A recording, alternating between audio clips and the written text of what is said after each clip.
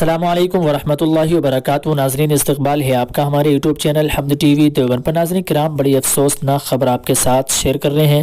جی ہاں ناظرین، حافظ صاحب کا نماز تراویح کے دوران انتقال، انا للہ و انا الیہ راجعون۔ ناظرین، یہ خبر مغربی اتر پردیش کے ضلع باغپت کے قصبہ بڑوت کی ہے۔ موصول اطلاعات کے مطابق حافظ صاحب کی تراویح کی نماز کے دوران اچانک طبیعت بگڑ گئی، فوراً ڈاکٹر کے یہاں لے جایا گیا، بالآخر ہسپتال پہنچنے پر وہ انتقال کر گئے۔ ناظرین، یہ ایک ایسی موت ہے جس کی ہر مسلمان، ہر ایمان والے کو تمنا ہوتی ہے، اور موت ہی بھی رمضان کے بابرکت مہینے میں قرآن کریم پڑھتے ہوئے۔ ناظرین، دعا فرمائے اللہ تعالیٰ ان کے درجات کو بلند فرمائے اور ان کے گھر والوں کو صبر جمیل عطا فرمائے۔ ناظرین، آپ بھی دعائیہ جملہ کمنٹ باکس میں لکھیے گا۔ السلام علیکم ورحمۃ اللہ وبرکاتہ۔